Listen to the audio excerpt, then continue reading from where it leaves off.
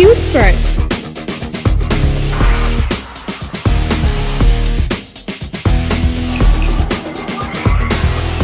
Qsports. Qsports. Join Mamodu Kajaga on Qsports every Tuesday only On QTV. Hello and welcome to Qsports. Thank you very much if you're just joining me. I am Umutu Gajaga and I'm ready to take you through the journey of sports. This 32nd Africa Cup of Nations is already on the way in Egypt and there has been some fascinating matches.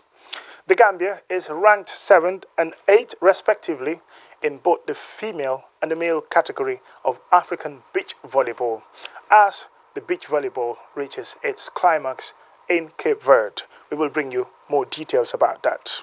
How about Real de Banjul winning the FA Cup title?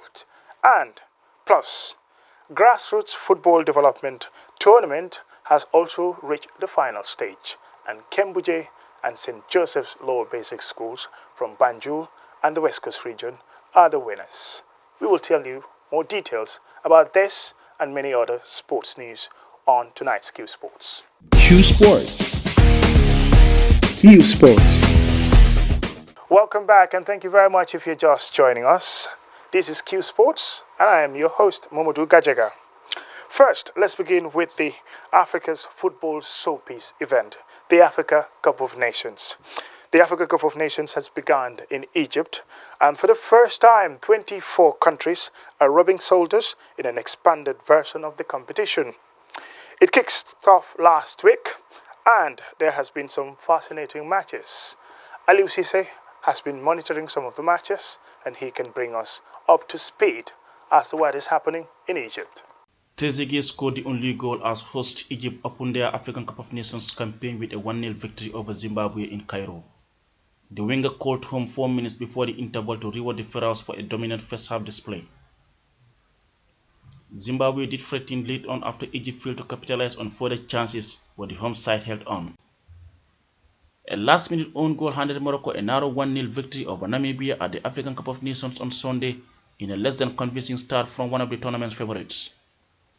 Substitute Itam Munua failed an attempted clearance and headed the ball into his own net after a free kick from Morocco midfielder Hakim Ziyech in the 89th minute of the opening Group D game. Senegal reinforced their status as one of the favourites to win the tournament by starting their campaign in Egypt with a 2-0 win over Tanzania. Senegal didn't miss Liverpool forward Sadio Mane, who was suspended for Sunday's game in an impressive display in Cairo. Keita Baldé got the first in the 28th minute after finishing off an intricate Senegal attack, driving his shot into the bottom corner. Crepin Diatta powered in a shot from outside the penalty area to make it 2-0 midway through the second half. Senegal would have won the Group C game by more, but were wasteful in front of goal. Algeria kept abreast of Senegal at the top of Group C with a comfortable 2-0 win over Kenya. Baghdad Bounedjah gave the Algerians the lead from the spot just after the half-hour mark before Manchester City's Riyad Mahrez doubled their lead just before the break. Elsewhere, Uganda won at the AFCON finals for the first time in more than 40 years as they upset the Democratic Republic of Congo 2-0 in their opening Group A match at the Cairo International Stadium on Saturday. Both goals came from set pieces as Patrick Kadu headed home a 14-minute corner and then Emmanuel Okwe got a touch on a free kick just after half-time. Uganda last won at the finals in 1978 when they beat Nigeria in the semi-finals and finished runners-up to host Ghana. The Super Eagles of Nigeria left it late despite being clear favourites against Burundi.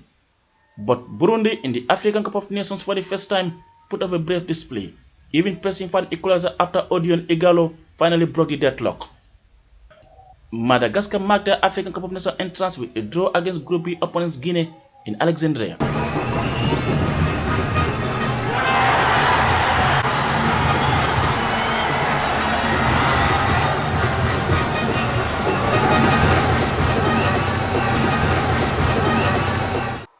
Now let's talk about volleyball, beach volleyball to be precise. The Gambia finished 7th and 8th respectively in the recently concluded beach volleyball competition in Cape Verde. Both teams reached the quarterfinals and were defeated by some of the continent's heavyweights and eventually For the female team, it was Morocco that eliminated them in the quarterfinals, and eventually Morocco were the champions of this championship. Very, very special. In fact, very special. At our level, we are all rejoicing. We are very happy. This is one of our best performance at this level so far. Our teams have progressed tremendously well. We've been very, very satisfied with the way they perform in the Africa Big Games. If you follow their matches, they have played big countries throughout. You know, the likes of Algeria, the likes of Morocco, the likes of Mozambique, Cape Verde. They have played all the big countries in Africa going through this tournament. And they've done very, very well. The female, for example, have won all 3 matches.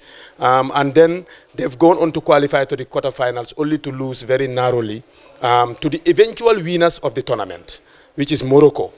And they've gone on to their ranking matches to win and be positioned very, very well in Africa now.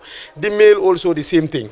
In fact, in the male category, we are even more impressed because in all the games, they've lost only 2 games. And in all the games that they have lost, the difference between them and the team that wins them is just 2 points.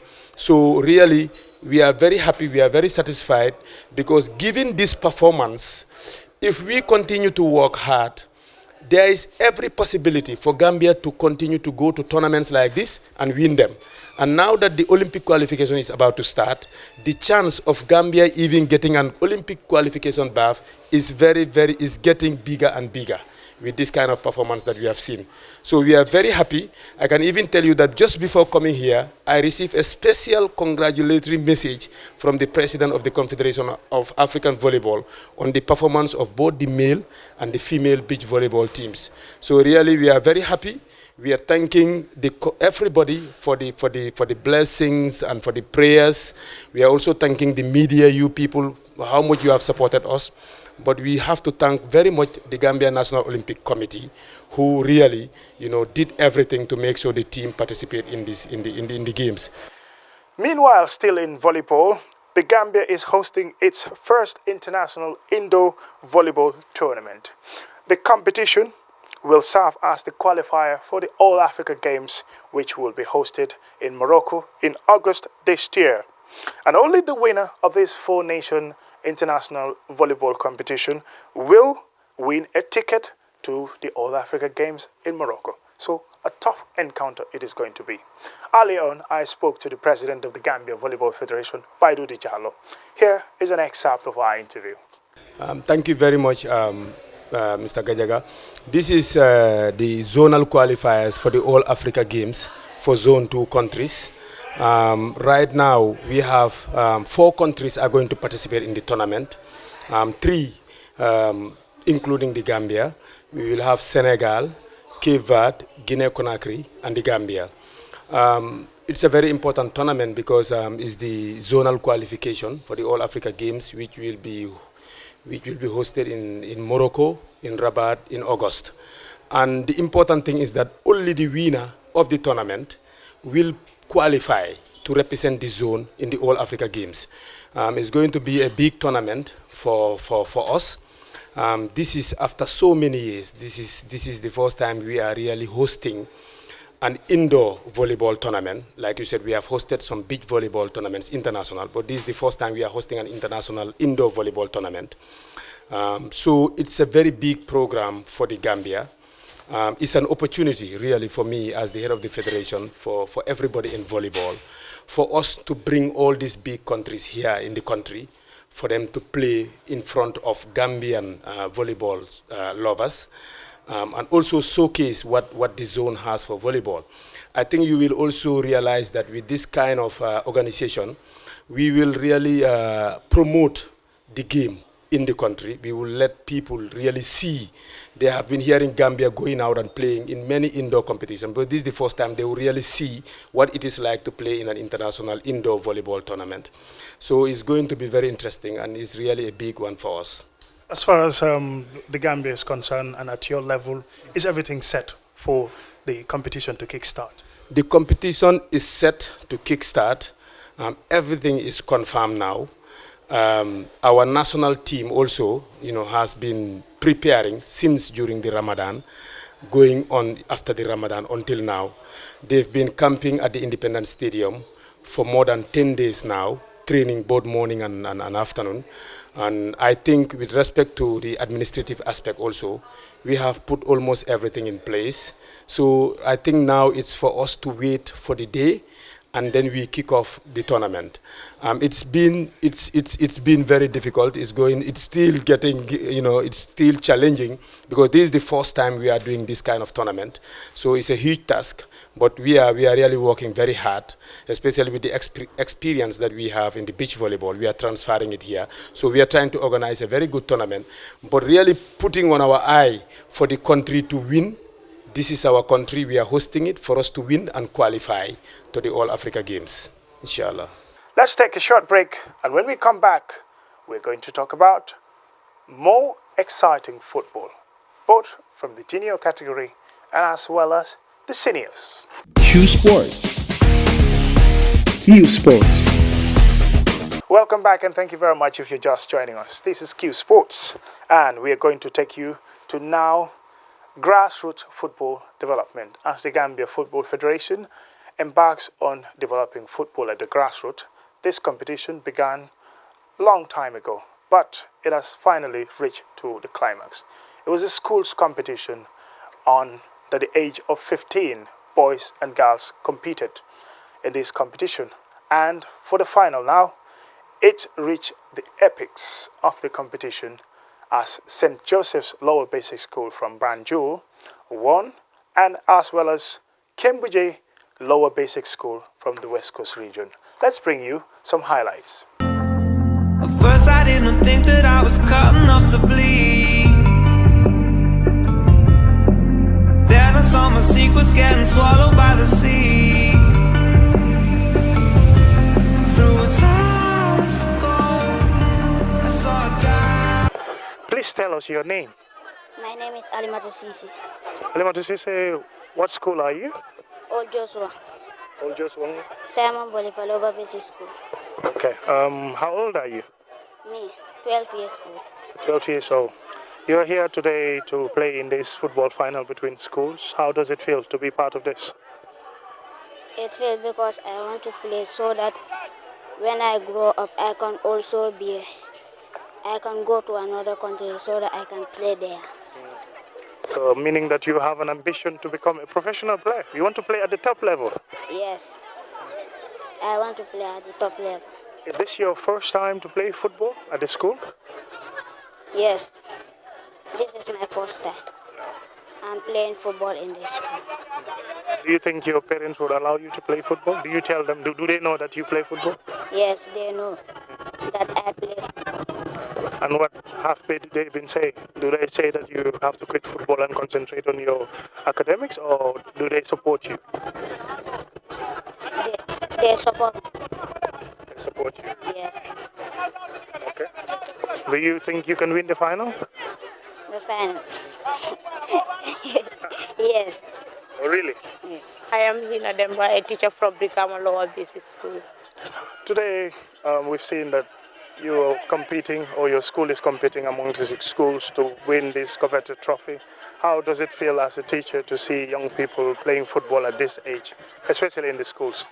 I feel very happy because at this young age, a student playing football is very much interesting, especially young girls like them, because during our time we don't have this opportunity, because in our time it's only male that are playing football, but now I am seeing that female are also now playing football, which is most important. It's encouraging others, the little ones that are nurturing are also copying from the others to make sure that they also be like them. As you can see, both teams are playing. It's very tough. Each of them are playing. They are drawing. None of them is scoring a goal. It means that all the PE teachers in school are trying to make sure that the trophy go back to their school. It's very difficult for a good team to score a goal. But we are really encouraging GFA, if they can develop, to make so and encourage these little ones in order to be like other countries like Nigeria. When I see Nigeria's female playing just like men, I feel proud and happy. about it. So if they can speed up and help us, we the PE teacher, we are finding it difficult in the school. The materials are, we are lack of materials. In order, if they can help us with a lot of materials that's like football, cricket and other things to make sure that sport in the Gambia become more powerful. At first I didn't think that I was cut enough to bleed. Then I saw my secrets getting swallowed by the sea.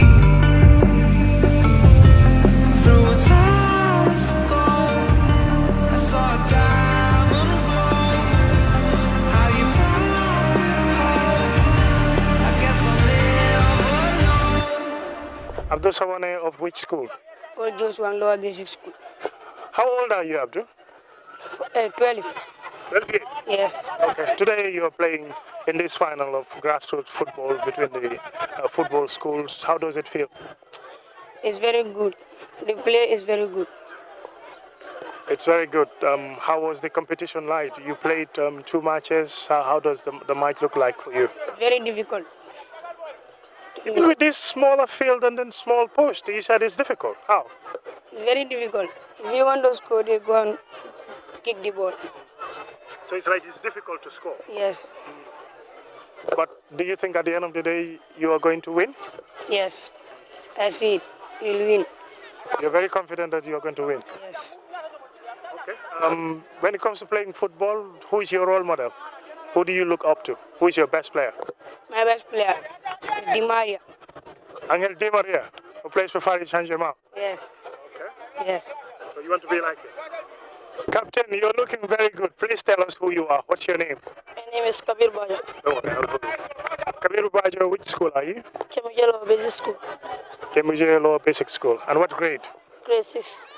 Grade 6. Today you are here at the Independence Stadium for this grassroots football development. How does it feel to play here at the stadium? It is very nice for us to come here. It's nice, but what can you add after being nice and then you played your first game and you drew? Yes. First game we draw. First game we win. Second game we draw. Yes. So now what are you looking forward to? You want to go to the final and win the trophy? Yes, we want to win the trophy. And we want to go to the final and win the trophy. And winning the trophy, what would it mean for your school? And what would it mean for yourself? Myself, yes, because they can be proud of our school very well. Yes. Do you think you can win the trophy? Yes, Allah, yes, we will win. Okay. And what's your position? What position do you play? Central back. Huh? Central back. Centre back. Okay. And who is your role model? Which of the defenders do you look up to? Ses. What says is a midfielder? Says Fabrica. No. Which of Ses, I'm talking, he played central back. Centre back. Okay. All right. Do you want to become a professional footballer in the future? Yes, I want to become professional. One of the coordinators of grassroots football development when it comes to the Gambia Football Federation. We've seen that schools were competing amongst themselves and today is the final. What importance does it have to develop football in the schools? Thank you very much, Gajaga, and welcome to the pilot phase of the Interlower Basic Schools football competition. I think grassroots football is the most important when it comes to football development. That is where we build the blocks, that is where we prepare the players, teach them the basics for football, and along the way try to grow them. When they grow in older, that is the time we see where to put them between positions where they play and try to teach them tactics. But the most important of football development is teaching the players at the grassroots level. This is the bottom-top approach that we started, and it will also lead us in terms of getting our school of excellence functioning possibly in the next 2 years. Do the Gambia Football Federation have any plans, let's say, to make this project sustainable? Because I know you would need a lot of investment in this, bringing the schools together to compete amongst themselves. And, you also talked about the School of Sporting Excellence as well. No, I've promised you that this is a project that is going to continue. There is a lot of money that has been given by FIFA every year in make sure youth football is developed. And Gambia Football Federation now has shifted focus in terms of football development. As we said, we're taking the bottom-top approach. So this project will be sustainable in the sense that we have the schools, that is the structures. The technical department have representatives in all the regional football associations. That's why we have regional coaches that are there. Those are the people that we reach to in terms of coordinating our activities when it comes to all football development matters. But we take priority in terms of giving grassroots a priority. So the issue of not sustaining this program is a no-go. We're going to sustain this and it's going to keep on going and going. Many countries around the globe would start playing football from the schools, develop young talents and nurture them. And after nurturing them a few years down the line, some of them would become professionals. Is the Gambia also taking the same approach to make sure that footballers who will be professionals in the future are developed from the early stage? That is the same approach we're taking. If you see, we've not diverted. We haven't diverted to the school. The school have the structures, and they have all what it takes to make sure we move football to the right direction. And you know, in youth football, there are many irregularities, many cheating that usually happen. But we can track the players, both male and female, from their school, taking cognizance of their ages. So we want to have control. That is why we do it through the school system. And it's not going to stop here. We have the coaches and even the under-17 coaches here. We're trying to scout the best talent, after which we will have a jamboree of the best players that are selected within the Greater Banjul area. We will have another jamboree also for the best players that are selected within the rural regions. So in those jamborees, we will also select the best among the best, and they will be given training on periodic occasions by the national team coaches. So it's a project that is going to continue. We will continue. Then from there, we'll make sure we put up a team of under 12, under 15, leading to the under 17. So we try to build the base, prime players to get them to national team level, be it under 17, under 20, and possibly to become professionals in the future. So it's a project that is going slowly by slowly. So that means if this project works well, this thing of age cheating in African football would be a thing of the past, because if you get the rightful age from the schools and they continue from the age of 12 to 15 to under 17, it appears then we are fighting age cheating. Yeah, at the level of the Gambia, that is what we are focusing now, to try to do the right thing. I think with the help of everybody, it's not the federation only, or the technical department that can do it alone.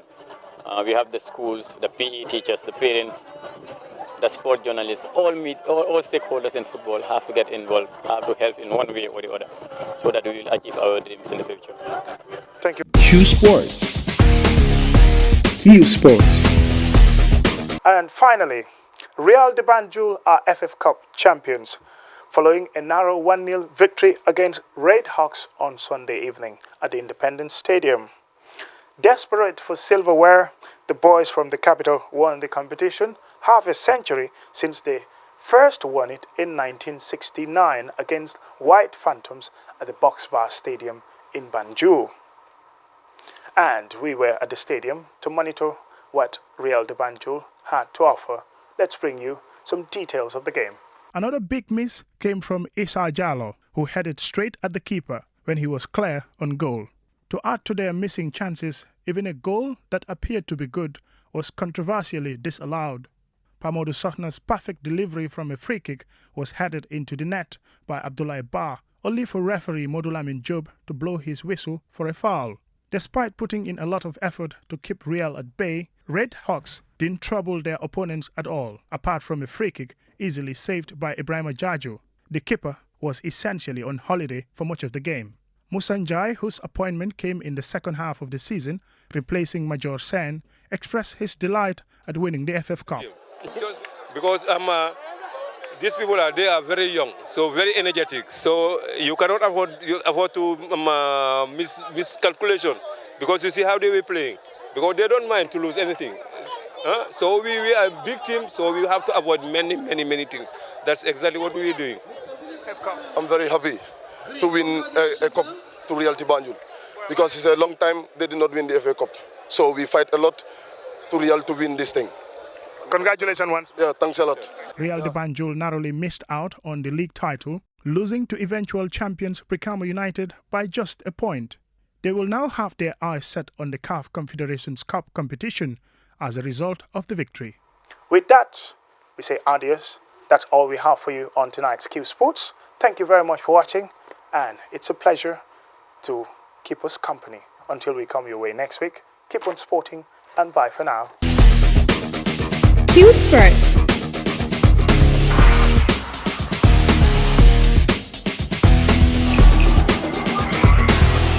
Qsports. Qsports.